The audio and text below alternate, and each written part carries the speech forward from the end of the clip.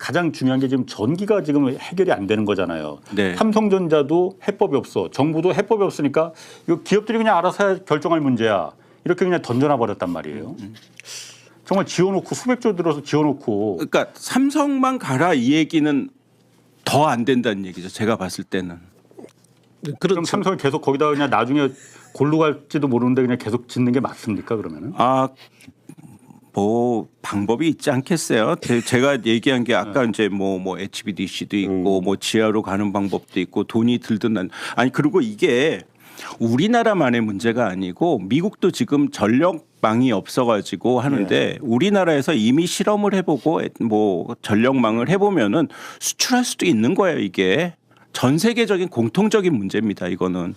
그래서 오늘 뭐 자료를 보니까 중국에서는 5천억 불을 들여가지고 5천억 불은 얼마예요? 750조죠. 750조를 들어갔고 전력망 그리드를 깔겠다고 하더라고요. 오늘 자료입니다. 오늘 자료.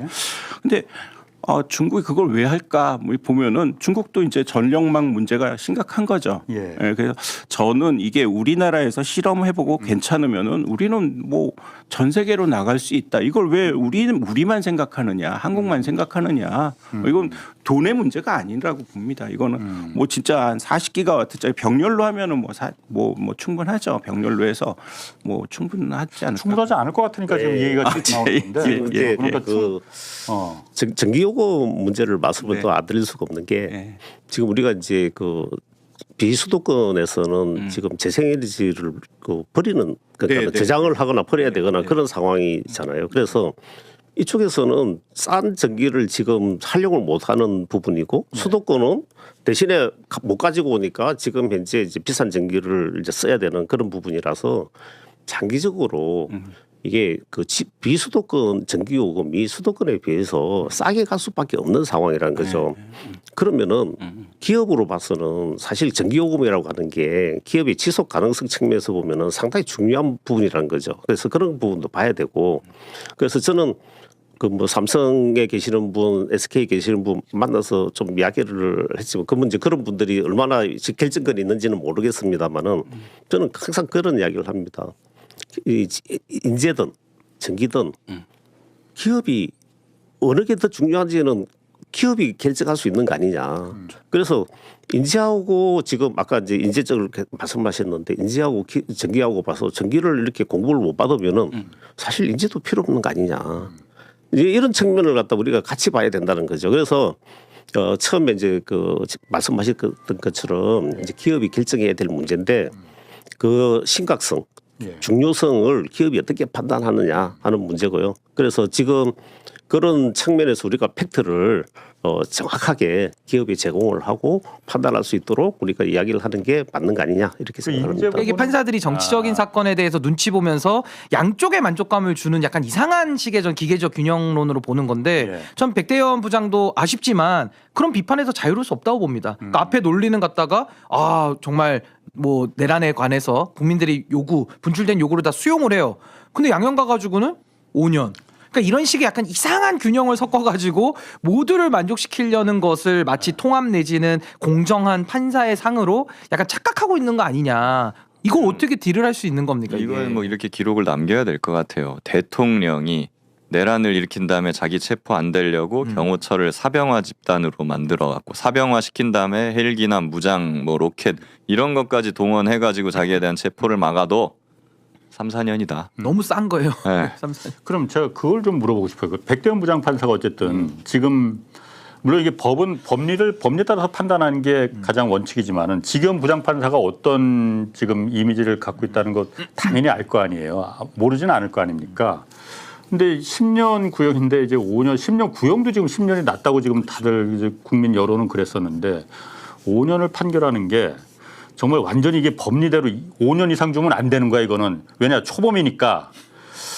저 그게 솔직히 잘 이해가 안 가요. 저도 이해가 안 왜 되고. 그걸 지금 부장판사가 어떻게 막 이렇게 망가진다는 표현은 좀 그렇지만은 국민들한테 어떤 이미지로 각인됐다는 걸 당연히 봤을 텐데 굳이 이게 법리적으로 5년으로 깎아줘야 될 특별한 이유가 있는 것 같지도 않단 그리고 말이에요. 심지어 이게 전 국민이 생중계로 봤거든요. 예. 오늘 동접자도 굉장히 많던데 예. 전국에 자기 얼굴 걸고 이름 걸고 하는 판결 아니겠습니까? 음. 그거 상당히 이 판결이 가지는 역사적 의미와 중요성에 비춰봐도 그렇지, 예. 이거는 정말 더 숙고의 숙고를 해야 마땅한데 예. 이걸 지금 약간 이상한 기계적 균형식으로 법리는 인정해주고 양형에서 아주 현격하게 낮게 하는 솜방망이로 하는 것은 그냥 제가 추정하는 의심은 그냥 백대현 재판장은 판사는 공정해야 돼. 양쪽에 대해서 뭐 욕을 다 먹는 게 판사야라는 이상한 그 기계적 균형에 좀 빠져 있는 게 지금 판사들의 좀 인식 아닐까. 좀 그렇게 좀 진단을 해봅니다. 근데 기계적 공정은 공정이 아니잖아요. 아니죠. 그러니까 그런 부분은 판사들이 굉장히 잘못 생각하고 있어요. 네, 이런 부분 때문에 사법 개혁도 사실 필요한 것이고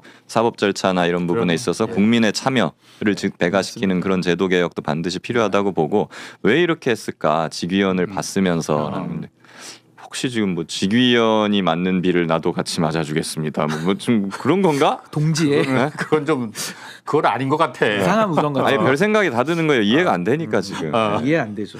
그나마 좀 다행인 거는 어쨌든 오늘 백대현 판사가 그 공수처의 수사권을 인정을 했잖아요. 네. 그리고 공수처가 서부지법에 영장 청구한 것도 이제 적법하다. 그렇습니다. 이게 사실 우리가 이게 내란 재판하고 어쨌든 연관이 안 될 수가 아주 없으니까 밀접하죠.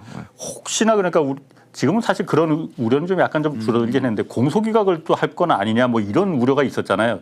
그거는 그러니까 여기서 클리어하게 그렇죠. 됐네. 이게 굉장히 중요했었어요. 예. 왜 그러냐면은 공수처의 수사권이 없다라고 나와버리면 예. 그러면 그 체포영장이 위법한 거거든요. 그렇지. 그 위법한 행정집행에 대해서 저항하는 거는 공무집행방해죄가 안 됩니다. 예. 무죄가 나오는 거예요. 그럼 예. 그게 굉장히 컸고 서부지법의 영장 그 부분에 있어서도 형사소송법 110조가 문제가 됐어요. 예. 예, 그 군사상 기밀을 요하는 장소에 대해서 수색을 할 때는 예. 그 책임자의 승인을 받아야 된다. 예. 승인자가 박종준 경호처장이었는데 승인 안 했거든요. 예. 예. 예, 그렇기 때문에 이제 윤석열 쪽에서는 이거 위법이다라고 예. 했는데 그 부분은 명확하게 법리를 이번에 했어요. 왜냐면 이게 법에 명시가 안 돼 있어요.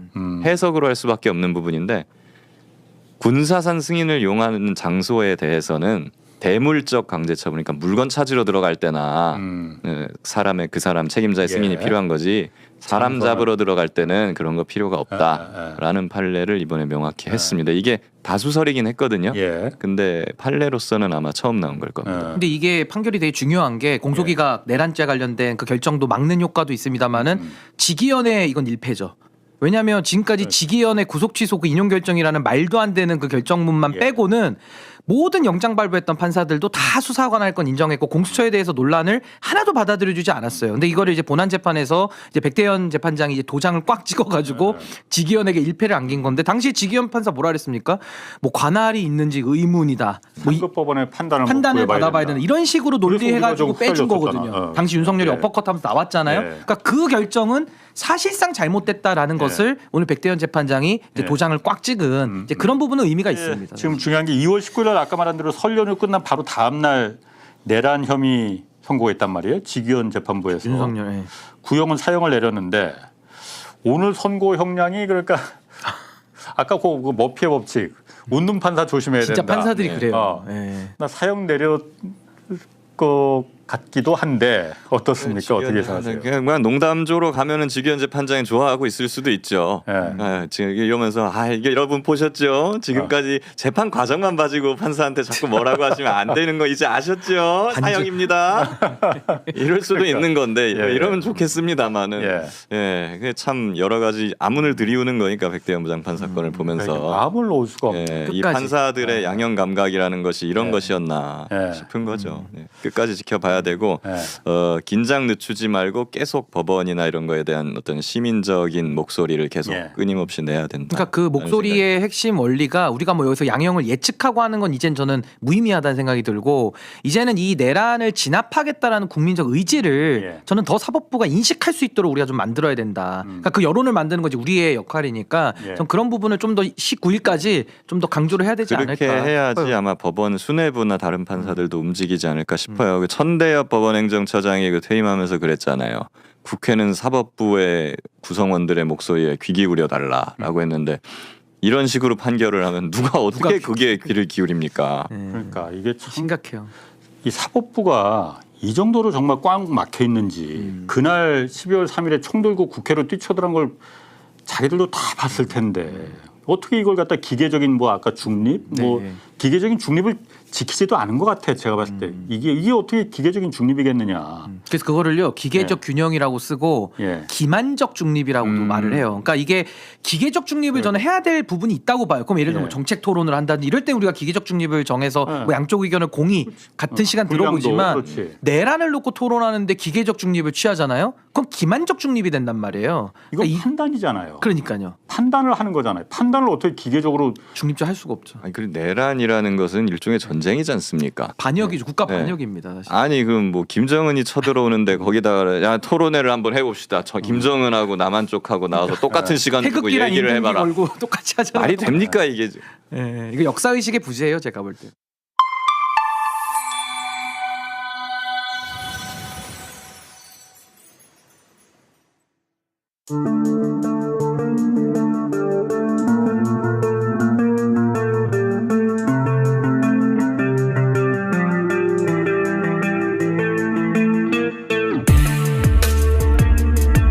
네, 기자 홍사훈입니다. 월요일 홍사훈쇼 홍쇼 시작하겠습니다. 오늘 최강 수진 조합입니다. 최강욱 전 의원, 조수진 변호사 나오셨습니다. 안녕하세요. 여러분 안녕하세요. 밖에 엄청 추워졌어요 지금. 네 이번 주에 굉장히 춥다고 하니까 조심하셔야겠어요. 오늘은 아직까지는 괜찮은데 밤 되면 이제 난리 나겠던데 내일이랑 엄청 춥다면서요? 밤새 눈이 좀 와갖고 네네. 나 한번 자빠질 뻔했어. 자빠질 만한 나이 되셨는데. 저는 아직 제가 지난주에 우리 홍 기자님과 관련한 중요한 얘기를 하나 들었죠. 네? 어 뭘? 뭔데요? 뭔데요? KBS 사장 전직 KBS 사장님을 만났는데 홍사훈 기자 대단한 사람이래. 왜 그러냐고 그러니까 어느 날 갑자기 티코를 타고 나타났대. 얘는 내 첫 차가 티코였어.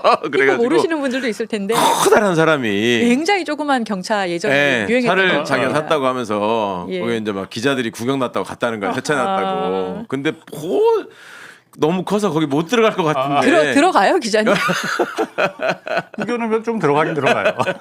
그러니까 자기가 나 들어간다고 하면서 이렇게 해서 들어가더라는 거예요. 아 그 정도로 누구였는지 모르겠는데 방송 끝나면 물어봐야지. 청렴한 사람이었다.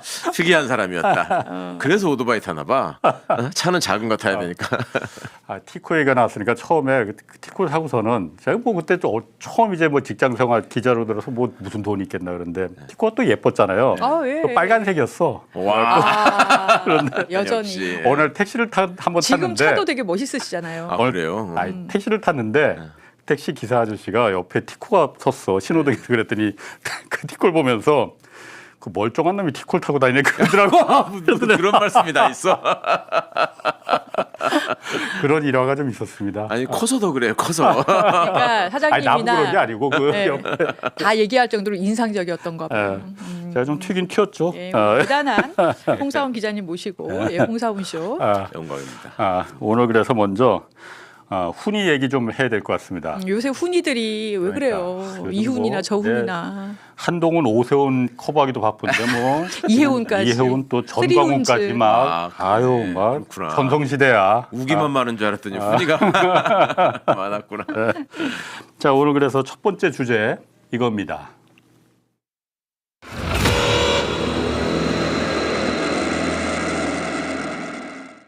이혜훈 후보자 청문회와 관련하여 양당 간사 간 협의가 이루어지지 않았기 때문에 위원장으로서 청문회 관련 안건은 상정할 수 없다는 말씀을 드립니다. 위원장 왜 이렇게 위원회를 이따위로 운영을 하십니까? 사례 제출이 미비하다는 이유로 그동안 인사청문회를 보이콧한 경우가 있습니까 없습니까? 여쭤보겠습니다 위원장님께. 자 이따위로 아직도 안 열리고 있어요. 그러니까 오늘 보니까 청문회는 불발되는 게 거의 뭐 확실한 것 같은데 네. 일단 그 이미자 위원장이 청문회 반드시 열어야 한다는 입장을 갖고 있다 그러는데 자료 제출이 너무 미진하다. 이 이유로 지금 안 열고 있거든요. 일단 이혜훈 기획안처 장관 후보자 청문회 일단 이 문제는 좀 어떻게 보세요, 두 분은?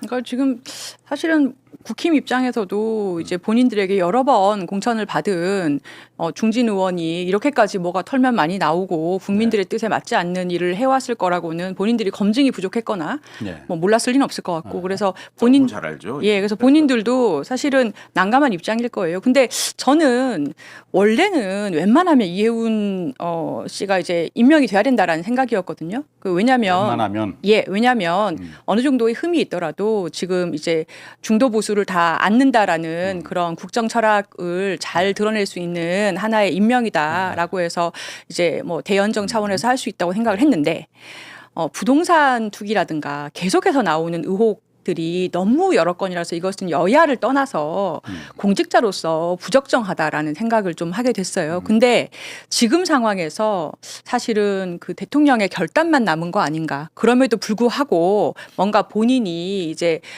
그런 일이 없도록 하겠다라고 약속을 하고 뭔가 사과하는 태도를 보였을 때 그럼에도 불구하고 이런 통합을 위한 카드로 쓸 것이냐. 왜냐하면 워낙에 중량급이기 때문에 그거는 이제 통치자의 결단만 남은 상황인 것 같습니다.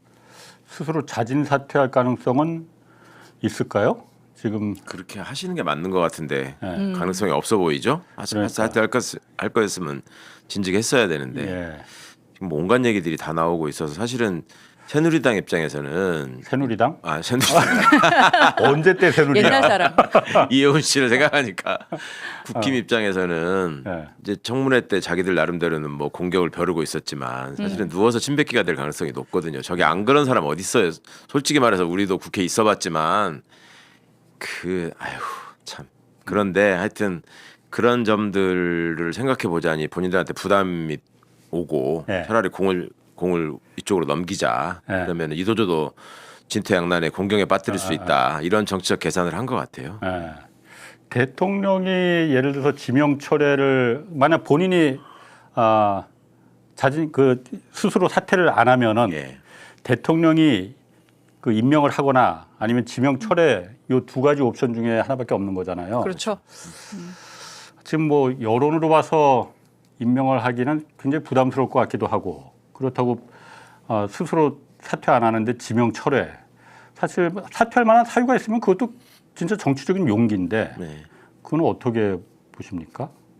오늘 내일 사이에 좀 어떤 얘기들이 나오는지 좀 봐야 될 것 같은데 예. 저는 저 국힘이 지금 공식적인 청문회 장을 통하지 않고 예. 언론을 통해서 뒷구멍으로 뭔가 이혜훈 후보자에 관한 예. 뭔가를 또 흘릴 가능성. 그러니까 이제 전에 이제 뭐 갑질 소위 말하는 녹음 예. 이런 게 나왔지만 그보다 더 심각한 얘기도 있다는 얘기들을 국회 주변에서 지금 많이 하고 있거든요. 지금보다 더 심각한 것도 네네. 그러면 의원님은 그 나오는 소스가 국힘 쪽이라고 보세요?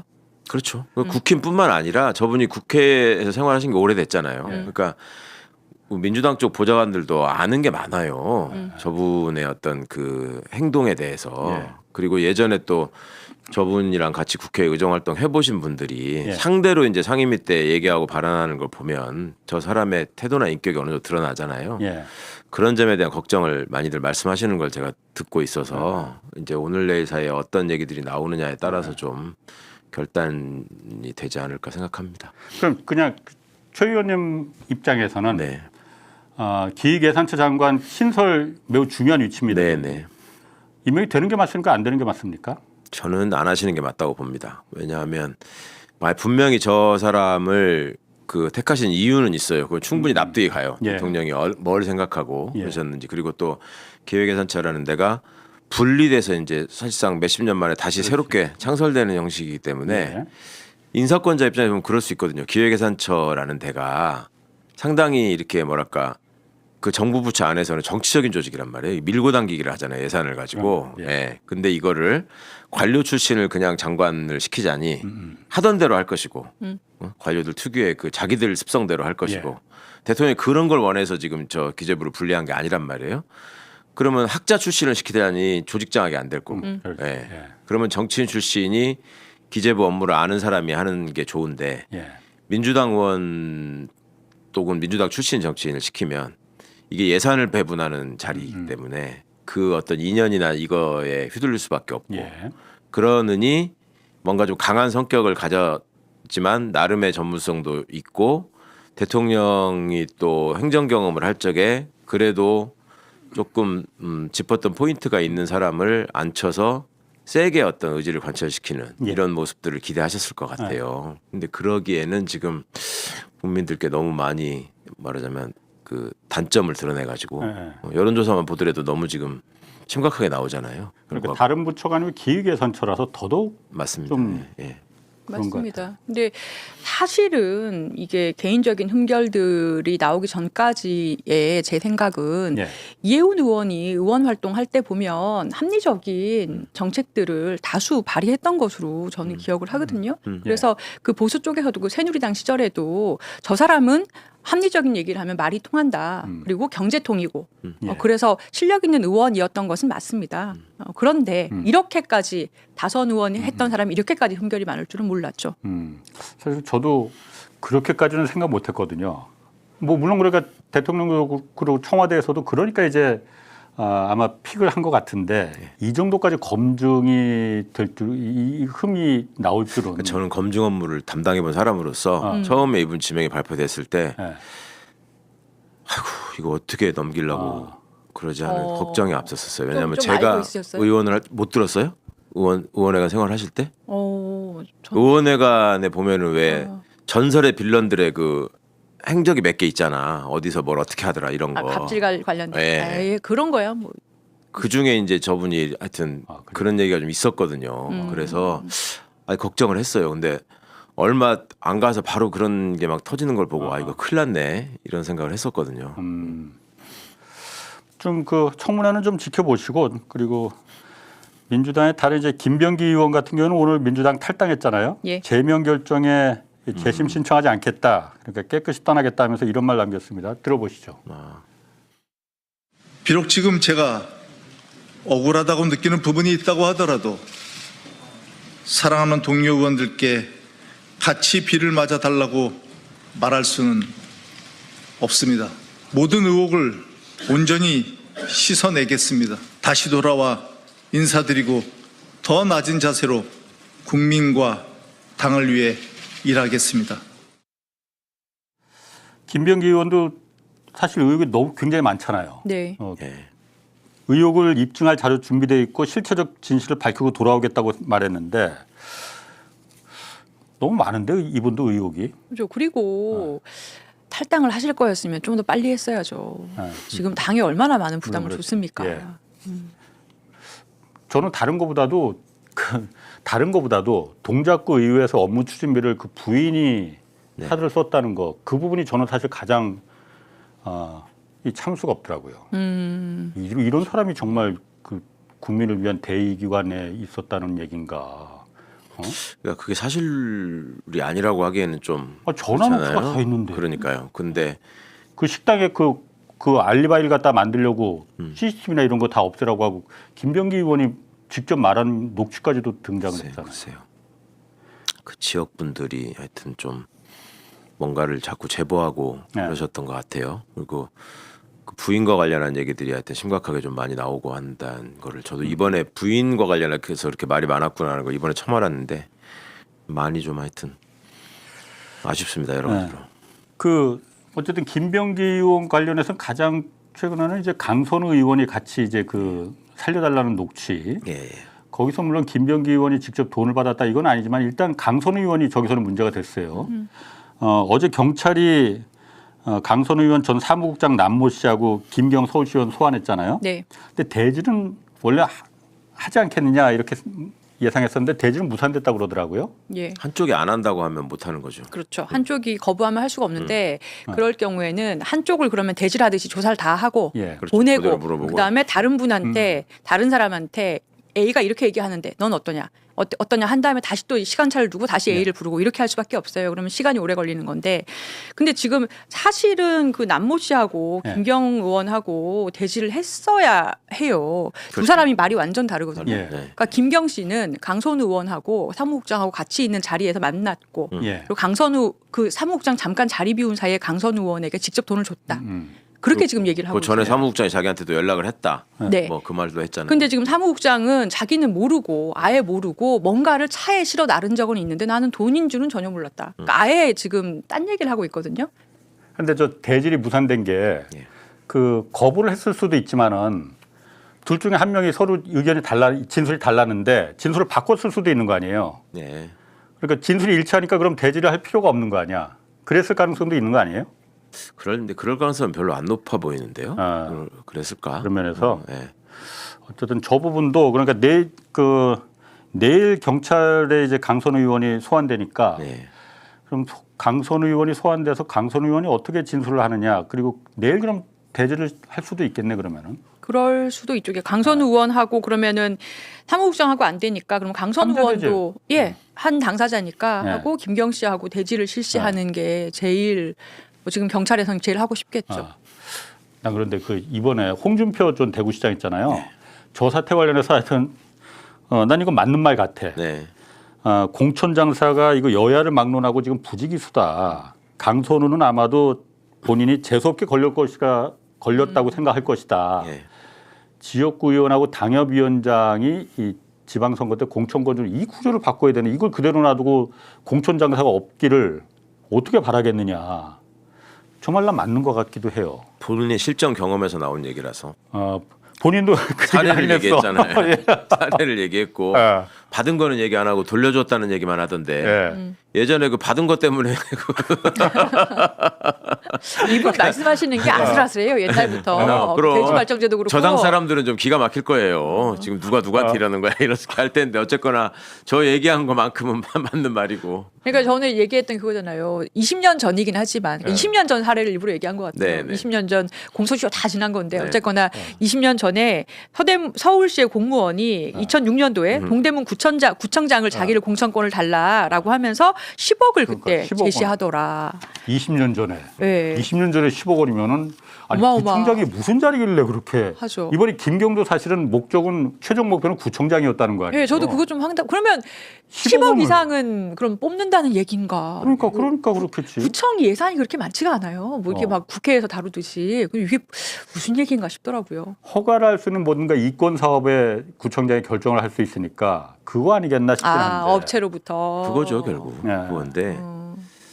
그건데 저게 저런 얘기들이 지역에서 이제 사실 여부를 떠나서 공천 싸움이 한번 붙고 나면은 저런 말들이 꼭 돌잖아요. 그게 어디까지 사실인지는 모르겠으나 네. 그 액수나 여러 가지 면에서 국힘이 민주당보다 적게 요구할 일은 없고 실제로 제 친구 하나도 그 TK 출신인데 국회의원을 해보겠다는 생각을 하고 예. 박근혜가 대선 캠프를 차릴 때 그러니까 앞서서 해본 사람들한테 물어봤더니 대선 때 가서 기여를 해야지 다음에 공천을 받을 수 있다라고 얘기를 하더래요. 그래서 대선 캠프 관계자를 만나가지고 내가 박근혜 씨를 돕고 싶은데 그럼 후보가 지향하는 어떤 우리나라의 모습이나 주요 공약이나 이런 거를 좀 알려주면 나도 내 나름대로 좀 그 보완을 해서 만나 뵙고 말씀드리겠다 뭐 이렇게 얘기를 하니까 그 나온 사람이 굉장히 황당한 표정으로 쳐다보면서 아니 나는 만나자고 그래서 얼마인지 액수를 얘기할 줄 알았더니 무슨 쓸데없는 소리를 하느냐 지금 그게 당신하고 무슨 상관 그래서 걔가 정치의 꿈을 접었어요 그때 그 꼴을 당하고 액수는 얘기 안 하고 엄한 얘기만 하고 앉았으니까. 그러면서 가라고 가 지금 여기 지금 싸들고 와가지고 줄 서 있는 사람이 얼마나 많은데 무슨 공약을 막 이렇게 눈을 부라리면서 그래가지고 정말로 이 정도일 줄은 몰랐다 이 사람들 그런 적이 있었는데 홍준표 씨가 괜히 저런 얘기를 하는 게 아니라 자기는 나름대로 이제 저분이 생각하는 거는 국힘이 와야 되고 본인이 다시 주도하는 일종의 자기 말대로의 보수 정당을 만드는 게 꿈이잖아요 지금. 정치 그만둔다고 했잖아. 먼저 그만둬 지금 아무도 그만뒀다고 생각 안 하잖아요. 페이스북 정치 하잖아요. 지금 계속 현안마다. 그러니까 뭐 배현진하고 하는 거는 뭐요 그러면. 그래서 하여튼 그런 저런 생각들을 많이 하시면서 몇 가지 진실을 토로하는 것 같은데. 아유 참. 그럼 홍준표도 그러면 다시 그 국민의힘 접수할 그 욕심이 지금 있는 거예요 그러면은? 홍준표요? 왜 없겠습니까 그게? 아니 국민의힘 와야 되게 기다리고 있는 거 아니에요? 지금 그런 사람 한두 명 아니잖아요. 네, 이준석도 마찬가지고. 네. 아니 난 그걸 참 이해를 못하겠어. 아니 그러면은 그런 그 욕심이 있고 있으면은 왜 그만둔다고 왜 얘기를 하지? 그런 사람들 내 여러 명 봤어요. 그만두고 했다가 다시 이제 복귀하는 사람들 특히 저쪽에서 많이 봤는데. 그렇죠. 아니 왜 그런 얘기를 굳이 왜 할까? 아니 그런 모양새를 갖춰놓는 거는 필요하다고 생각하는 거죠. 뭐 내가 그냥 네.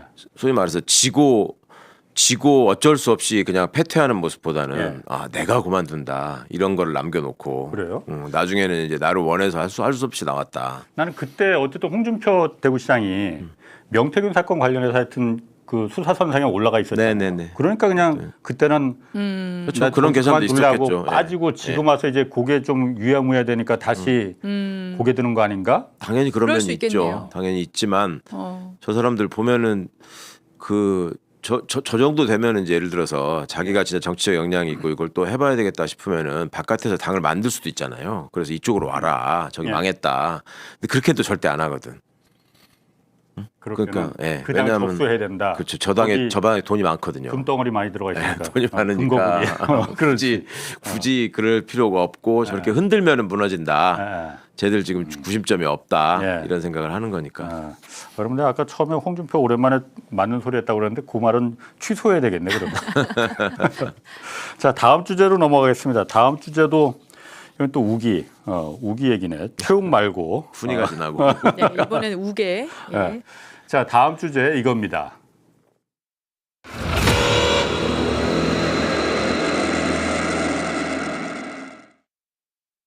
없어요. 네? 진이들은 없네요. 진이가 뭐야? 그러니까 수진이처럼 진이가 조수진의 네. 진이. 진짜들은 뭐 하는 일이 없네요. 네. 여기 최강호 우군에 있는데. 네. 그럴 필요가 뭐 있어. 그냥 애초에 조수진이 있었잖아. 아, 제가 할까요? 아니 그 조수진. 그 조수진. 아, 저 퀴즈에 조수진. 그러네요. 예. 아예 각계무샤가 있는데 뭐. 그분 요즘 뭐 하시나 그런데? 아, 그러게요. 목동에서 또 조용하시던데. 출마한다고 돌아다닌다는 것 같은데. 아, 그래요? 기대하겠습니다. 어쨌든 근데 지금 이번에 어쨌든 검찰개혁 추진단에서 정부안을 발표했잖아요. 네. 어쨌든 요 부분 관련해서 제가 가장 궁금한 거 그거예요. 다들 지금 봉욱이 배우라고 지금 많은 국민들이 생각하고 있잖아요. 네. 봉욱 민정수석은 왜 한마디도 없습니까? 이거에 대해서. 가타부타 뭐 내가 배우 아니다라든지 배우라든지 아니면 잘못 판단했다 뭐 예의가 있어야 될 거 아니에요. 네. 일을 이렇게 만들어 놨으면은. 그렇죠. 그렇죠가 아니고 이거 어떻게 좀 뭐 나와서 말을 해야 되는 거 아니에요? 봉욱 민정수석이? 무슨 생각으로 지금 설명을 하고 이해를 구하든지 아니면 관두든지 둘 중에 하나를 해야죠. 예. 근데 지금 시간 끌기를 하고 있죠. 예. 뭔가 내부 사정이 좀 있을 것 같은데 아니 누가 봐도 이 안은 봉욱 수석과 무관할 수 없고요. 그 여러 가지 증언들이 나오고 있지 않습니까? 봉욱 수석이 예. 애초에 이런 의견을 냈었고 그게 제가 듣기에도 그 검찰개혁 추진단 내에서 그걸 논의를 하고서 이거는 말도 안 되는 받아들일 수 없다라고 한번 정리가 됐다고 들었거든요. 근데 다시 이게 추진단 내부에서 내부에서는 토의를 한 결과 네. 이거는 심지어 제가 그 중간에 그런 얘기도 들었거든요. 그 파견 나온 검사들조차도 네. 아 이거는 반발이 심할 것 같다 네. 이렇게 얘기를 해서 예. 없어지는 것처럼 됐었다는 거예요. 예. 그래서 큰 걱정을 안 했었다고 제가 저런 얘기가 살짝 나왔었다니까 그 전에. 근데 설마 하고 있다가 이렇게 되고 또 그다음에 이제 자문위원분들 말씀을 들어보면은 금요일 저녁 때 봉욱 수석이 일부러 와가지고 설명까지 했다는 거지 않습니까? 예. 그러면 그리고 정부가 돌아가는 저기를 보더라도 뭐 설치가 총리실에 돼 있다는 것뿐이지 사실 그건 민정수석실이 주관하는 거거든요. 예. 그거 하는 거 그렇죠. 사람 인선도 그렇고 예, 뭐 예. 그런데 지금 아무 말 안 하고 있다는 거 일단은 당황했을 가능성. 그다음에 뜨고 하고 이 정도로 반발이 거셀 줄은 몰랐다. 네 실제로 몰랐다고는 하거든요 지금. 이 정도로 반발이 거셀 줄 몰랐다고 예. 해요. 예. 그래서 제가 깜짝 놀랐어요. 그 민정수석실 구성원들이 아유 이 정도일 줄은 몰랐다라고 생각을 하고 있었다라는 거.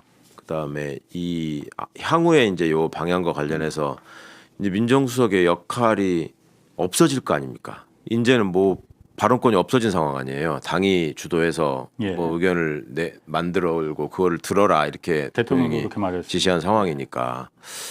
그러면 본인 입장에서 지금 굉장히 곤란한 상황일 테고. 예.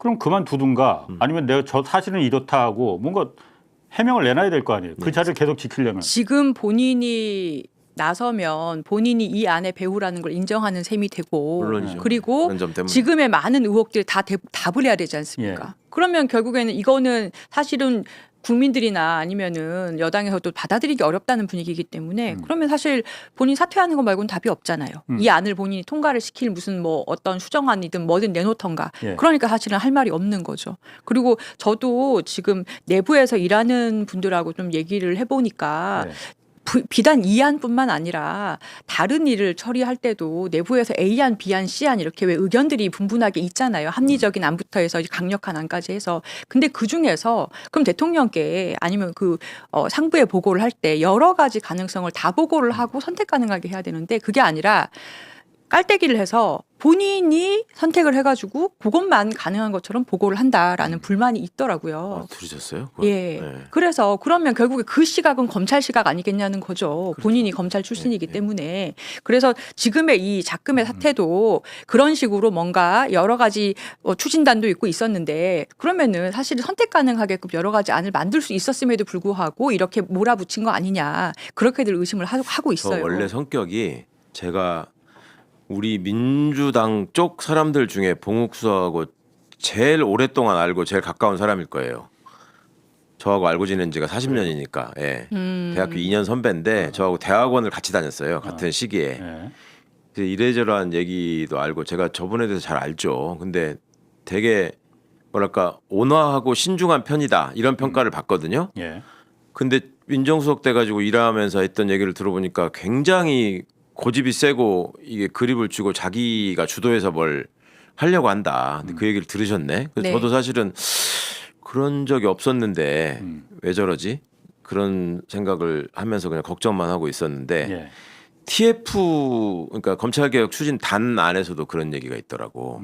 그러니까 이게 그 뭐 단장 부단장 이런 사람들이 있었잖아요. 그분들은 이제 총리실 소속 사람들이었단 말이에요. 그리고 저기가 총리실 사람들 크게 보면 총리실, 검찰, 법제처 뭐 이런 식으로 구성이 돼 있었는데 그 검찰 출신 외에 다른 사람들이 너무 좀 이상한데 듣던 바와 다른데 이런 얘기들을 많이 했었대요. 뭔가 본인은 사명감에 불타가지고 저게 한 일인 것 같아. 맞아요. 예. 아, 본인의 사명감, 신념. 근데 지금 보세요. 제일 저는 좀 뭐랄까 그 의미심장한 장면이 원래 검찰개혁안이 정부안으로 나오면 저 검찰 집단이 저것들이 얼마나 시끄럽게 했습니까? 응? 얘기 검찰개혁 한다고 할 때부터 막 난리를 치잖아요. 바깥에 가서 떠들고 내부 게시판에 뭐 올리고 뭐 어쩌고 하는데 이게 발표됐는데 아무 소리 없잖아. 그거 신기하지 않으세요? 국힘도 아무 말 안 해.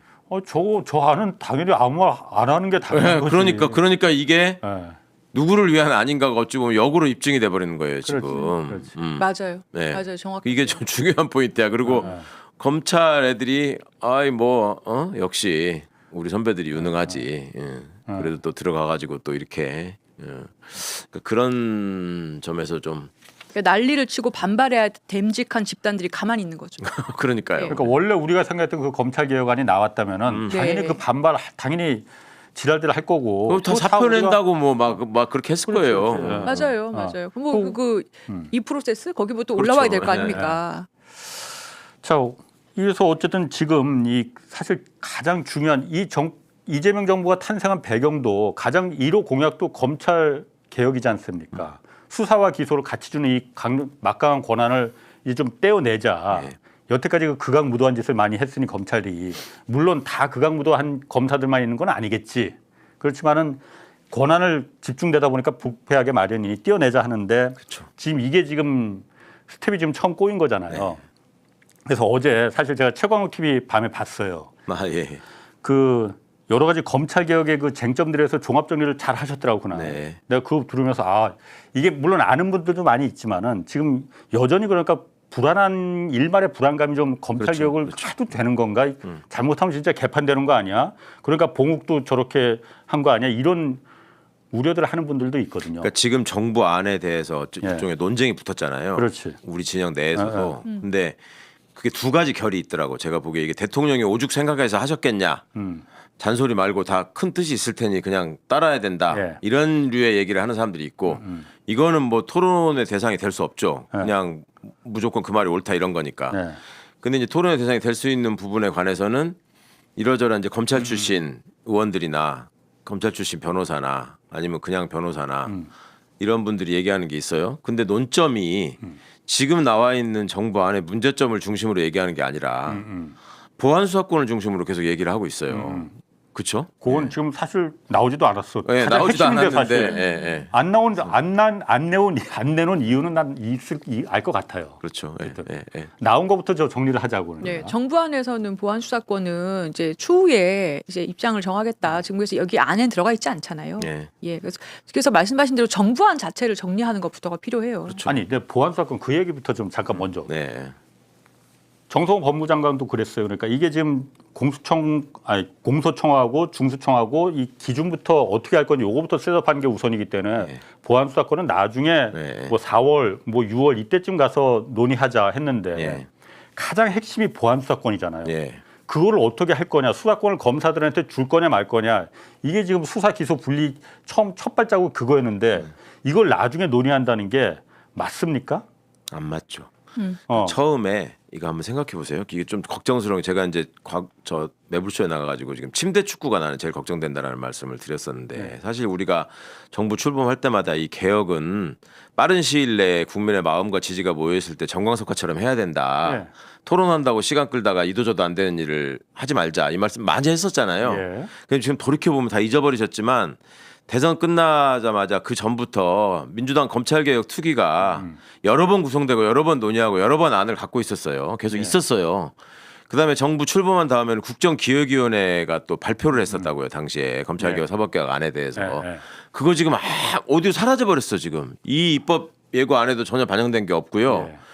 그러면 이게 누군가의 의도에 의해서 그거를 뒷전으로 미루고 이건 뭐 얘기를 하고 있는 건데 그때도 보면은요 지금은 또 사라졌지만 저 중수청을 법무부에 둘 거냐 행안부에 둘 거냐를 가지고 또 한참 동안 시끄러웠어요. 예. 지금은 그거는 또 아무 얘기가 이제 없어져 버렸잖아요. 그러니까 이런 식으로 쟁점을 하나 던지고 하면서 계속 시끄럽게 하고 시간은 가고 이런 차원에서라도 형사소송법 개정을 함께 했어야 된다라는 얘기를 했고 적어도 붙이게 두는 방식으로라도 폐지해야 된다라는 얘기를 했었었는데 그게 이제 일종의 뜨거운 감자고 여러 가지 쟁점이 있을 수 있으니까 신중하게 가자라는 생각, 그러니까 면밀하게 검토하자라는 생각까지는 알겠는데 이게 이런 식으로 돼버리면 아니 4월 달에 뭐 형사소송법 저기 해서 하겠다는 그때 선거 2달 남았는데 이 법안은 그게 국회에서 논의나 되겠어요? 글쎄 말입니다. 그게 걱정인 거죠 지금. 그렇다고 6월 선거 끝나고 하면은 예. 9월에 검찰청 출범하는데. 폐지하기로 됐잖아. 예. 3달 동안에 또 이 난리를 갖다 난리 버거지를 또 칠 거 아니에요. 그러면 야 검찰청 폐지 좀 유예하자 이 얘기 당연히 나올 거 아니에요. 그렇죠. 그게 침대 축구 제가 시나리오가 너무나 눈에 뻔히 보여. 그러니까 제가 그걸 걱정하는 거예요. 그러니까 보안 수사권 지금 이번에는 안 내놨구나. 나중에 얘기하고자고 하는 게 가장 중요한 핵심인데 이걸 놔두고 껍데기는 아니지만은 공소청법, 중수청법만 지금 얘기하는 게 핵심이 이게 검사들이 가장 원하는 거니까 요거는 나중에 해서 그냥 검찰청 폐지도 자동으로 그러면 유예될 9월에 문 닫는 게 아니고 10월에 문 닫는 게 아니고 유예될 수 있다. 이걸 노린 거 아닌 그 의도가 자꾸 보인단 말이에요. 맞아요. 그게 분명히 포함되어 있는 것 같고요. 지금 논쟁이 되고 있는 거에서 어찌 보면은 지금 정부 안에 대해서 너무나 여론이 폭발하니까 분노하니까 이 안에 대해서는 뭐 더 이상 언급하는 게 의미가 없다라고 생각하는 것 같아요. 사실상 이건 폐기된 안이 돼버리는 것 같고 그러니까 지금 만약에 그 안이 유효하다고 생각하면서 논의를 하려면 소위 3당 구조로 고등 뭐를 두는 게 맞냐 예를 들면 그다음에 명칭을 검찰총장으로 한 게 맞냐 누가 이렇게 하자 그랬냐 그다음에 공소청 검사가 뭐 2년입니까 와서 또 파견 나와서 일하게 돼 있는 거 뭐 중수청의 우선적 수사권 수사 범위 쟁점들이 많거든요. 근데 그거는 지금 싹 다 거기에 대해서 언급하는 사람은 없고 오로지 보안 수사권이야 지금. 그러면 이 얘기를 하는 사람들이 볼 때도 그 전에 뭐 신분을 뭐 이원화하고 뭐 이런 얘기들 이런 것들은 이제 안 될 것 같은데 보안 수사권이라도 남겨야 된다. 그리고 요거 하나 남은 거거든요, 이제. 그러니까 여론의 반응을 보니까 조직 체계나 신분이나 뭐 조직 구성이나 이런 걸 가지고 지금 뭔가를 하기에는 지금 안 될 것 같아. 그러니까 요거라도 보안 수사권이라고 요거라도 줘라. 갖고 있으면 그러니까 이제 제일 원하는 게 보안 수사권이라는 게 드러나는 거죠. 이런 점에서도 보면. 그럼 그 이원화 지금 그게 처음에 일단 그 발표를 한 거잖아요. 네. 물론 이게 확정된 건 아니라고 자꾸 그 추진단에서 말하지만은 이거는 그 얘기는 해요. 그러니까 유능한 검사들을 중수청 오게 만들기 위해서는 당근이 뭔가 있어야 되는 거 아니냐. 그래서 수사사법관, 전문수사관 이렇게 좀 당근을 준 거다. 이렇게 얘기를 하거든요. 그러니까 검사들이 유능한 검사들이 수사 능력 있는 검사들이 좀 와야 될 거 아니냐. 당근 필요하다. 그래서 저게 당근이다. 근데 그건 이제 어떻습니까? 솔직히 말해야죠. 당근이라는 게 야 수사관이라고 안 하고 사법관이라고 불러줄게. 요걸 당근인 것처럼 좀 표피적으로 얘기하는데 저 그 말이 아니고 그렇죠. 야 고위직은 너네가 다 갖는 거야. 요게 당근이지. 권한을 준다는 그렇지. 게 지휘권은 저래놓고는 수사사법관만 갖는다는 거 아니에요. 그럼요. 그러니까요. 그럼 저게 검찰청하고 뭐가 다르냐고요. 검사 지휘받아서 수사관들이 수사하는 거라. 예. 그럼 수사관 검찰에도 검사 말고도 수사관들도 많이 있잖아요. 수사관들은 그럼 좀 기대를 품었을 텐데. 그러니까 검찰 수사관들이 제일 반발한다는 거예요. 지금 저거를. 그러니까 이게 그런 악의가 없기를 바라지만 최대한 그 악의를 예상하고 거세해야 되는 제거해야 되는 면에서 보자면 그런 마음이 있을 수 있는 위험성이 있는 거예요. 그러니까 그냥 수사사법관이라고 해서 중수청에 가서 한 4년 있어. 그럼 그 다음에 정권 바뀌면 어차피 다시 다 합쳐가지고 검사할 텐데 뭐 이런 식의 얘기. 그러니까 안에 은연중에 있을까봐 내지는 그런 냄새를 풍겨서 그거를 당근이라고 생각하면서 지금 제시하는 식의 얘기를 숨기고 있는 말이라고 이거는. 그러니까 그렇게 해서 될 일이 아니고 저게 또 아니 윤석열 때부터 혹은 문재인 정부 때부터 얼마나 많이 이 얘기가 있었습니까? 근데 그 중에서 한 번이라도 저 신분을 이원화해 가지고 검사들이 오게 하자라는 얘기가 단 한 번이라도 있었으면 제가 지금이라도 좀 덜 기가 막히겠어요. 근데 한 번도 없던 얘기를 명칭도 세상에 수사사법관이라 이거 앞뒤가 안 맞 뜨거운 얼음이라는 얘기거든 저거. 수사가 사법작용이에요? 어떻게 저 두 말이 같이 붙어있을 수가 없는 말이야 저게.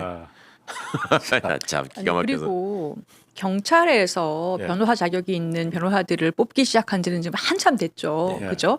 로스쿨 도입된 뒤에 굉장히 활성화가 돼서. 근데 그럼 경찰에서 저런 식으로 제도를 두 개로 나눠서 운영하고 있냐고요. 글쎄 말입니다. 그런 게 당근이 되는 게 아니잖아요. 근데 지금 저렇게 아예 공수청을 저런 식으로 처음부터 신설을 해놓으면 그러면은 검찰청을 지금 개혁하려고 하는 것 자체가 원래 취지가 어쨌거나 검찰이라는 조직이 상명하복으로 검찰총장이라는 1인을 정점으로 해가지고 그 명령에 따라서 정치 수사를 하니까 그랬던 건데 비슷한 조직을 또 만들면 그 문제가 뭐가 해결되냐는 겁니다. 그래서 정청래 민주당 대표가 저 부분에 대해서는 골품제라고 표현을 했어요. 골품제. 그 얘기 한번 좀 들어보시죠. 입법, 행정, 사법의 권한을 나누는 것이 헌법의 삼권 분립 정신입니다. 수사와 기소는 사법의 영역이 아니라 행정의 영역입니다. 똑같은 행정 공무원입니다. 검사든 경찰이든 다 행정 공무원입니다. 여기에 따로 골품제 같은 신분제도를 왜 도입해야 합니까? 그럴 필요가 없다고 생각합니다. 행정 공무원이 마치 사법부의 법관처럼 수사 사법관의 명칭을 쓰는 것은 헌법 정신에 부합하지 않습니다.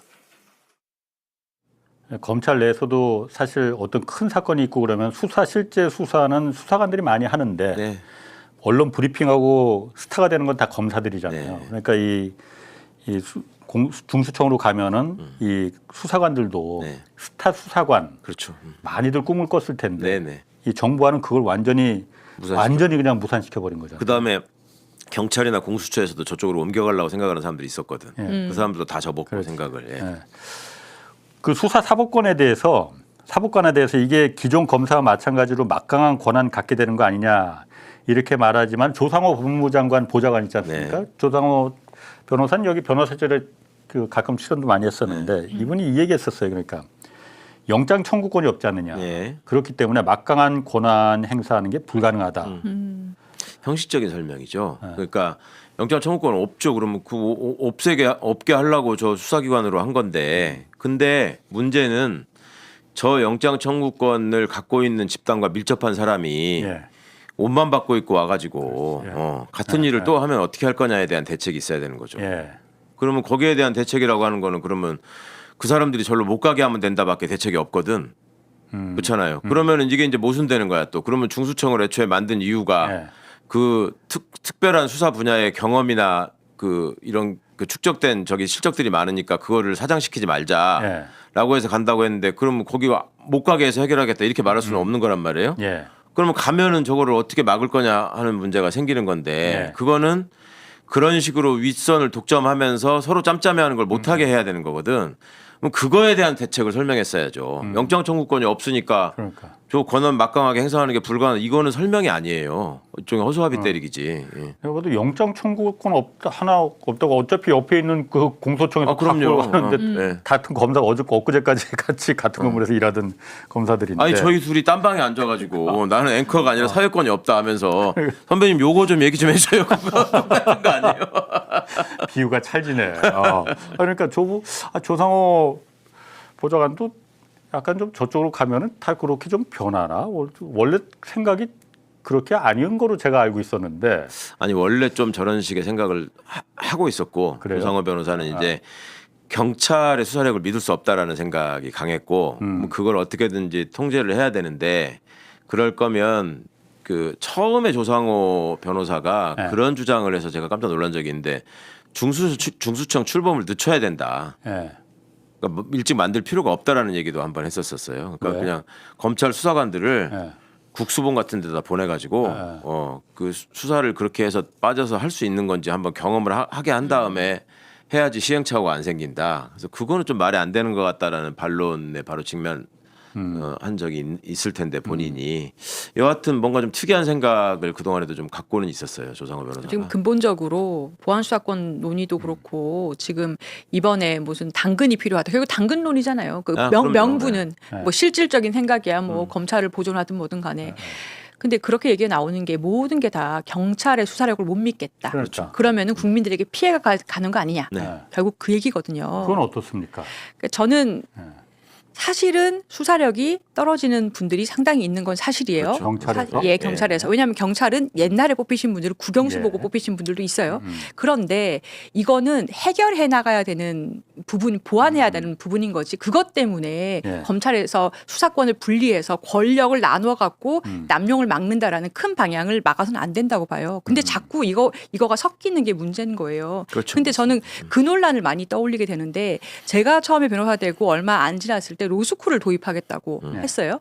근데 그때도 거의 똑같이 이 사법시험이라는 이 고시를 거쳐서 수련을 사법연수원에서 2년씩 받아야 판검사가 돼서 그나마 멀쩡히 일을 하는데 어디 지역에 있는 대학에서 그 교수 밑에서 3년 배워갖고 어떻게 변호사를 하냐.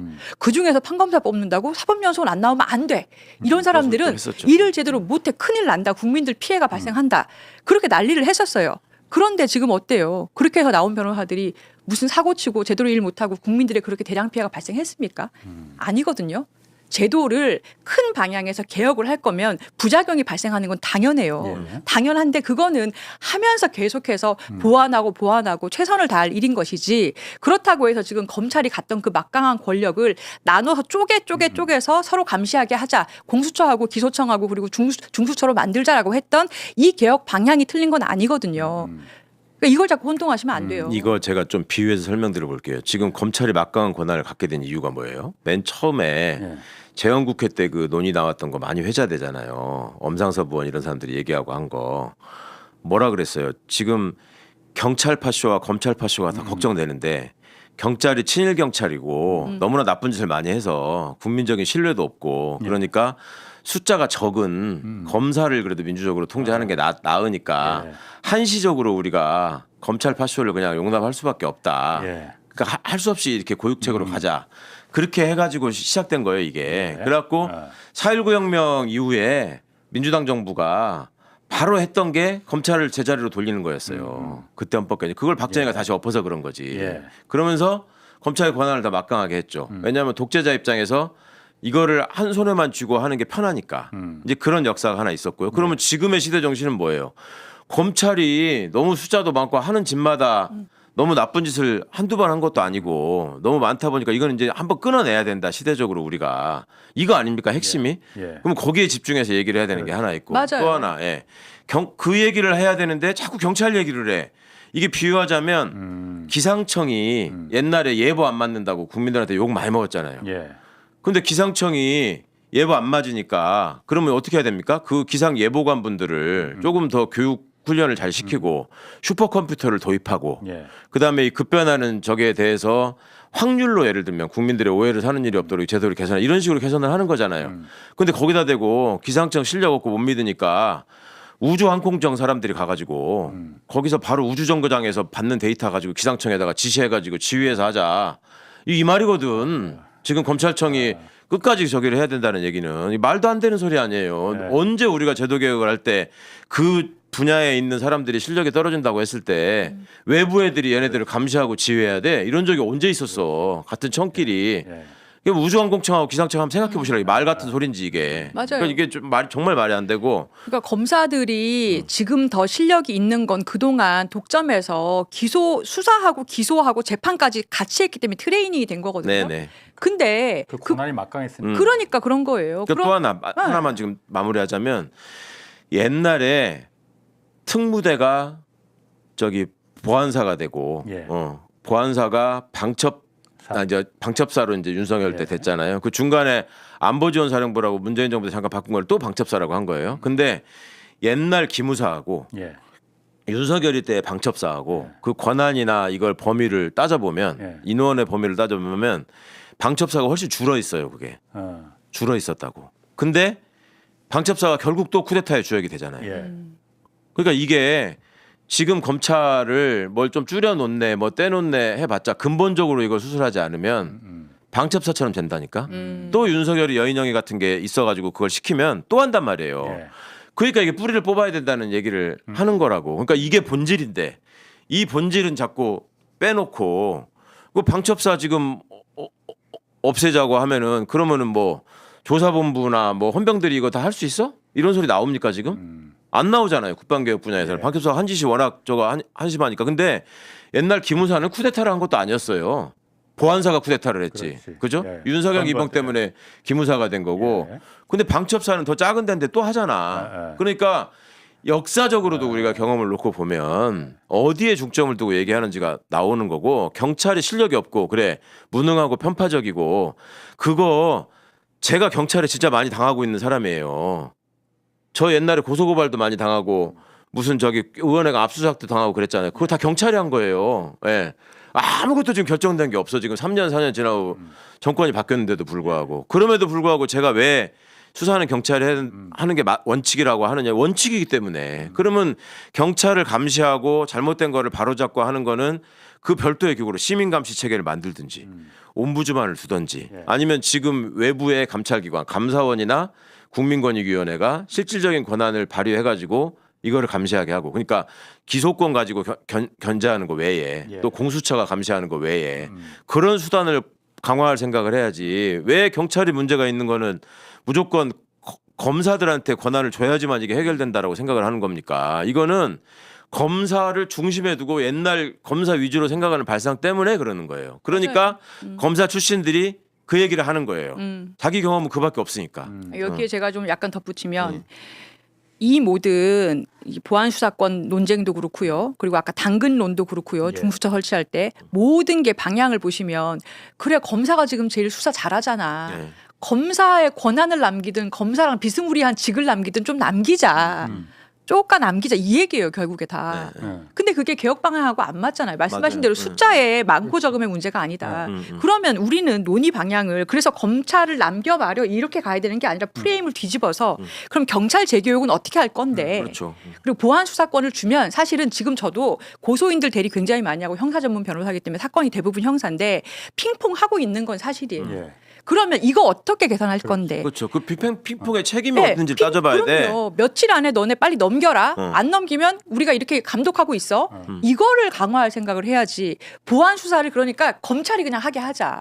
이건 방향이 안 맞는 거예요. 그러니까 될 수 있게 하는 만드는 그 방법을 찾아야지. 그렇죠. 이렇게 하면 문제가 생겼고 안 되는 방법만 100가지 1000가지 찾아내면은 문제가 해결이 자, 근본적인 개혁이 안 된다. 경찰이 제대로 못 해오기 때문에 보안 수사를 할 수밖에 없다라고 얘기해요. 근데 보안 수사 요구만 하면 경찰이 말을 안 듣고 시간만 끈다라고 핑퐁된다 이거지. 네, 그렇게 얘기를 앙장되기도 해요. 하고. 경찰 그러면은 보안 수사 요구는 항상 옳다는 걸 전제로 하는 거야.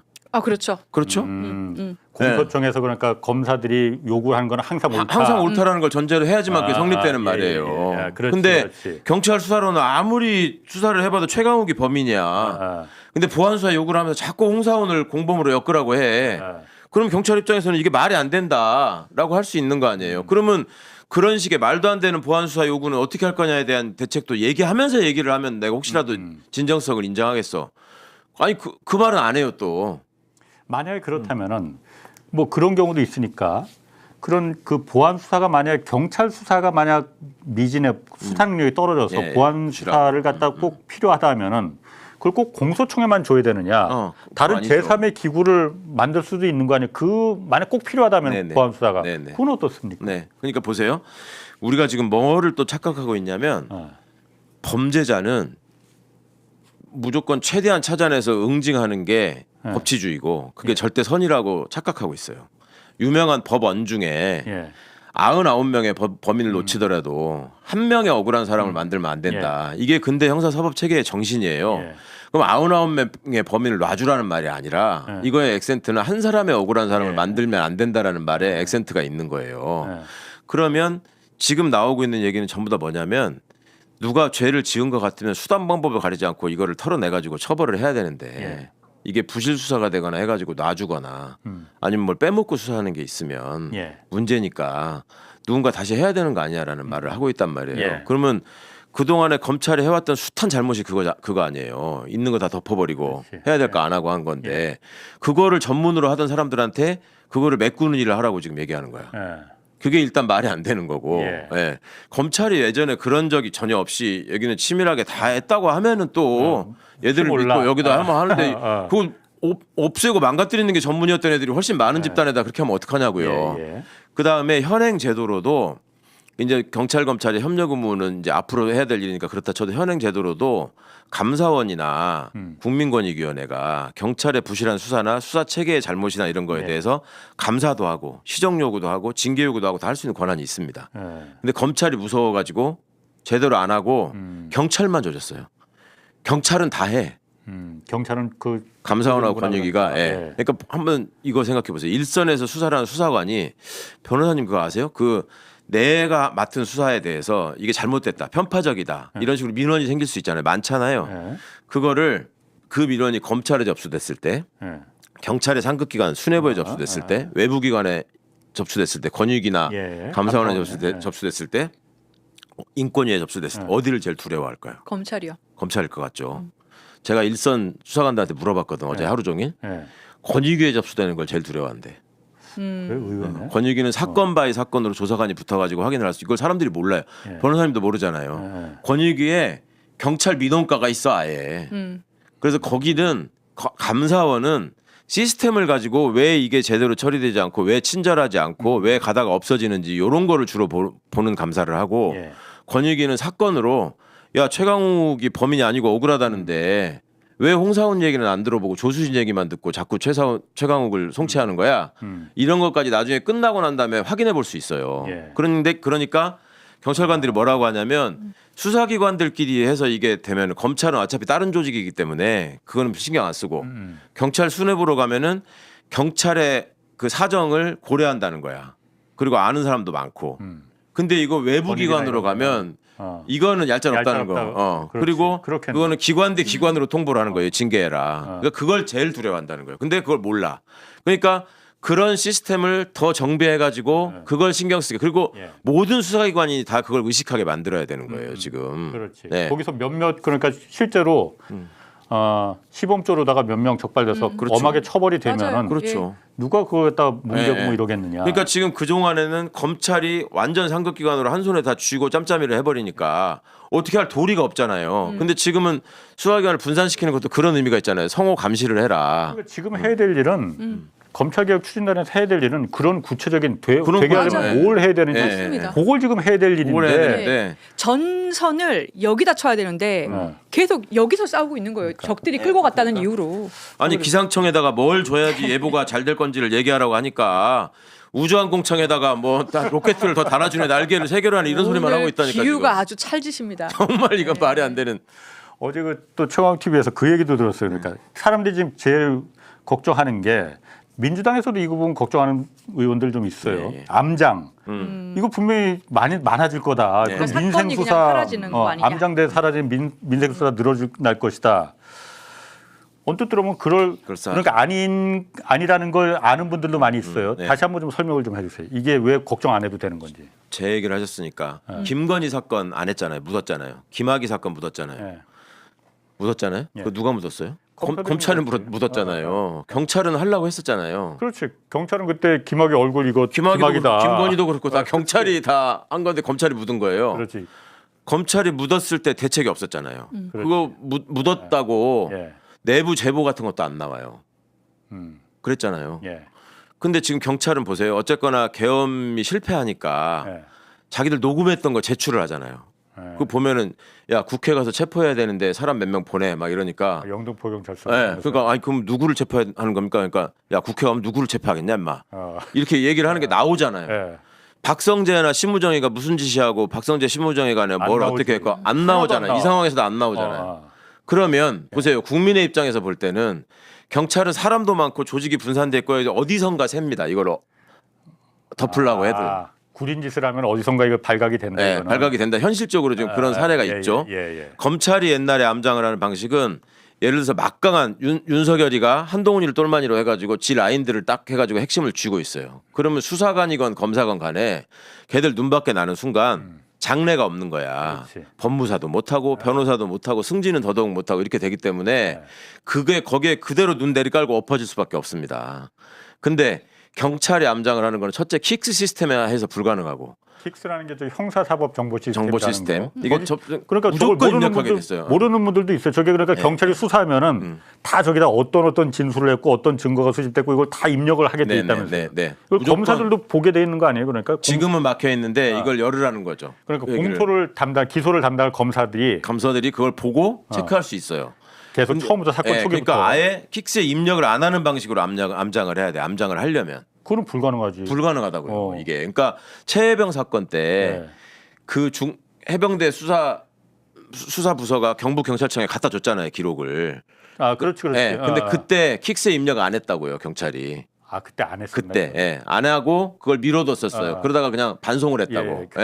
근데 그게 온나라 시스템이라는 걸로 다른 행정 체계로 접수된 게 남아 있다 보니까 경찰청장이 당시에 거짓말을 하고 했지만 다 드러났잖아요. 그게 이 숨길 수가 없어요. 저 킥스라는 것만 제대로 작동이 되면. 그 킥스를 약간 더 설명을 드리면 이 국민 입장에서도요 고소를 하러 가시면 고소장 접수를 실제로 저도 이제 많이 하러 가는데 가면은 사건 번호를 부여를 하면서 앞으로 이 사건 현황을 문자로 받으시겠습니까? 이메일로 받으시겠습니까? 카톡으로 받으시겠습니까?를 물어봐요. 아니면 우편으로 받을 수도 있고 다 그렇게 돼 있어요. 그래서 그 중에서 문자든 뭐든 선택을 하면 그 다음부터 사건 번호 뭐뭐로 뭐 킥스에서 확인할 수 있습니다. 어쩌고 당신 사건 지금 뭐 검찰로 송치됐습니다. 아니면 수사 중입니다. 계속해서 문자가 오게끔 이미 정착이 되어 있는데 입력을 해야지만 번호가 나와요. 그렇죠. 근데 킥스에 들어가면 이제 국민들께서도 보실 수 있는 란이 있어요. 그러니까 이렇게까지 물론 자세하게 볼 수는 제한되는 없지만 건 그렇죠. 네네. 제한돼 있지만 그 사건이 지금 수사 중이다. 수사 중 또는 뭐 검찰로 송치됐다. 아니면 검찰에서 다시 보안 수사 요구로 해서 경찰로 넘겼다. 이런 정도로 기본적인 사항은 아실 수가 있기 때문에 사건을 한 번 입력을 한 이상은 이걸 암장한다는 거는 불가능해요. 고소인이 눈 뜨고 보고 있는데. 그러니까 그 암장한다는 소리는 예전에 자기들이 암장했던 경험이 있으니까 하는 얘기고. 그러니까 자꾸 저걸 암장한다고 겁주는 거구나. 그러니까. 킥스 없던 시절에 검사를 했던 사람들이 지들은 그걸 암장해도 그러니까 경찰은 예를 들어서 지금 시스템에서도 입력 안 하고 암장한다고 해보세요. 이게 걸릴 때가 많아. 그렇지. 당사자가 있고 검찰이 시비를 걸 거고 공수처가 시비를 걸고 이게 있단 말이야. 검찰이 암장하는 거는 시비를 걸 데가 없었단 말이에요. 그동안에. 걔들이 덮어버리면 끝이야 그걸로. 막 무슨 뭐 언론이 뭐 누구를과 저기를 해가지고 취재해가지고 뭐 하는 아주 드문 경우. 그죠? 근데 그런 경우도 극히 없었잖아요. 김건희 내부 제보를 누가 해서 검찰 안에서. 경찰이 다 한 거지. 안 경찰이 했잖아요. 해야지. 예, 예. 그러니까 저런 될 수 있는 방법을 얼마든지 하면은 그걸 지금 해 답답한 게 그거예요. 저런 방법들을 지금 어떻게 그렇죠. 수사기관과 기소 검사들이 어떻게 유기적으로 처음부터 그렇죠. 할 것인가. 서로 견제하고 해서 암장 하나 안 하나 내가 지켜볼까 그러니까 너 딴 생각하지만 이런 걸 방법을 갖다 제도를 마련할 게 지금 해야 될 일인데 자꾸 이거는 되는 방법이니까 이건 안 찾고 안 되는 방법만 자꾸 지금 내놔. 그러니까 그 얘기를 하라고 그러니까 무조건 다 하는 얘기가 그러니까 검사한테 권한 주세요. 그러니까 검사한테 권한 주세요. 그러니까요. 이러고만 있는 거예요 지금. 이게 답답하다니까요. 예, 예. 그 보안 수사권을 지금 검찰 그 얘기하셨으니까 보안 수사권을 검사들한테 최소한 이거는 줘야 한다고 주장하는 이유가 국민들의 억울함을 없게 하기 위해서는 이게 꼭 필요하다. 네. 검사들이 이거 말하잖아요. 네. 진짜 국민들 위해서 이거 말하는 겁니까? 아니죠. 아닌 것 같아 갖고. 국민들을 위한 시스템을 검찰은 불신받고 있기 때문에 네. 신뢰할 수 있는 시스템을 만들겠습니다라고 하는 게 맞지. 그거를 신뢰를 회복하기 위해서 가장 신뢰를 잃어버린 집단에다가 그 권한을 주겠습니다. 이거는 말이 안 된다고 생각해요. 아까 잠깐 말씀하신 것 중에 그 대통령도 이 대통령도 그때 지난주에 그 일본 순방 갈 때 정청래 대표한테 그 얘기를 했다고 해요. 공항에서 모든 권력이 경찰에 다 집중됐을 때 민주적 통제를 어떻게 할지 한번 살펴달라 이거 당부를 했다는데 네. 사실 경찰을 어떻게 믿느냐? 경찰이 엿바꿔 먹는 경우 더 많지 않느냐? 뭐 짜잘한 거 엿바꿔 먹는 거 더 네, 많지 네, 않냐? 네. 이 얘기했거든요. 경찰을 진짜 어떻게 믿습니까? 그러면은 믿을 수 있느냐? 아니, 믿을 수 없죠. 지금 국가기관을 뭐 어디를 전적으로 믿고 할 수는 없는 거고 끊임없이 감시하는 게 민주주의고요. 그리고 검찰도 못 믿으니까 지금 이 얘기가 나오는 거예요. 그러니까요. 그러니까 그걸 감시하고 통제하는 방식을 예. 국민이 주도할 것이냐 검찰이 주도할 것이냐의 문제를 지금 얘기하는 거죠. 예. 대통령은 국민이 통제하고 주도해서 감시할 수 있는 체계까지 포함해서 말씀한 건데 예. 그거를 실행을 하는 사람들은 검찰만이 그걸 할 수 있는 것처럼 자꾸 호도한다는 게 문제라는 거예요. 제 말씀은. 그리고 그거를 검찰이 아닌 다른 감찰기관이 외부의 공조직이 얼마든지 감시할 수 있는 예. 시스템이 현재도 있고 예. 그거를 더 정비하면 된다. 그리고 그것을 안 써봤기 때문에 지금 없는 걸로 알지만 그게 아니라 잘 돌아가게 해야 되는 거죠. 그러니까 예, 예. 저는 사실 그 얘기는 처음 들었어요. 아까 권익위원회나 이런 데서 검찰 민원과가 있다. 아니 변호사도 모른다니까요. 그런 게 있다라는 걸. 그러니까 그 부분을 더 강화해서 견제 장치를 갖다 확실히 만들어두고 예. 걸리면 일벌백 그러니까 시범조로다가 그렇죠. 몇 명 하면은 그 너 이거 못한다, 이제 그러니까 앞으로. 파면시키면 되는 거지 처음에. 그리고 시범 케이스가 중요할 것 같아요. 이 보안수사 요구나 이런 것들을 안 들으면 어떡하냐 하는 거에 대해서 뭐 채임 요구권, 징계 요구권 이런 것들을 부여해 줬잖아요. 그렇지, 예. 그러면 아니 너 이거 안 들으면 내가 너 징계하라고 요구할 거야라고 하는 거에 대해서 하려면 해. 이런 사람이 어디 있어요. 당연히 겁나지 그렇게 하는 게. 근데 검사가 말아먹는 거에 대해서 그동안에 너 징계할 거야 이렇게 할 수 있었나요? 하려면 해봐. 이렇게 나왔잖아. 우리끼리 징계하는 건데 하려면 해봐. 탄핵 하려면 해봐. 이런 식이었단 말이에요 지금. 그러니까 그걸 바꾸자는 거지. 맞아. 근데 그 오늘 그래서 어제 최광욱 TV 보면서 그러네 하고 내가 뭐 들었던 것도 사실 뭐 거기서 막 고개를 끄덕끄덕하는 경우 이거 가면 되겠네 그냥 믿고 가면 되겠네라는 이제 했는데 그거 여기 오늘 좀 다 못 보신 분들 거기 가서 좀 보시고 그거 어디 집에서 녹화하는 거예요? 방송하는 거예요? 집이에요? 아들 방에서. 아들 방이야? 뒤에 보니까 침대도 있고 뭐 그렇던데 선배님 돈 좀 쓰세요. 아들은 뭐해 그러면? 스튜디오 하나 만들어요. 아들은 뭐해? 바깥에 나가서 놀죠. 그럼 마지막으로 이거 중요해요. 그러니까 곧 지방선거잖아요. 이 구체적인 후속 법안들 지금 이제 만들어야 되는데 예. 데드라인은 언제까지 딱 데드라인 이건 만들어야 된다. 이제 곧 선거철이니까 어떻게 보세요? 저부터 말한다면 저는 2월 말까지 넘어가면 이거 물 건너 간다고 2월 말. 보여지거든요. 아무리 늦어도 3월까지는 다 끝내야죠. 넘어가면 안 되지. 2월 1차 저지선이고. 2월 말. 네. 맞는 말씀이에요. 그렇죠. 그러니까 지금 뭐 온갖 이 정부안이 지금 발표됐기 때문에 요 부분이 발표됐기 때문에 요걸 근거로 해서 예. 국회가 주도적으로 만들어서 법안을 2월 말까지 통과시켜야만이 9월 말에 정상적으로 검찰청이 없어질 수 있다. 저는 하여튼 맞아요. 짧은 생각이 그렇게 생각이 들더라고요. 아니 이게 안이 없는 게 아니에요. 이게 그동안 몇 년에 걸쳐서 이게 안이 없는 게 아니라 그냥 선택만 남은 겁니다. 그럼요. 선택만. 아니, 30년 동안 얘기한 거예요. 이거 그러니까. DJ 정부 때부터. 자, 오늘 궁금한 건 최광욱 TV에서 가서 좀 보시고 오늘 선전 너무 많이 해주는데. 자, 조수진 변호사 최광욱 전 의원이었습니다. 고맙습니다. 네, 고맙습니다. 감사합니다. 자, 잠시 후 이재석의 경공특보 그리고 주기자 라이브 밤 10시엔 정준희의 논의 방송됩니다. 저는 기자 홍사원이었습니다.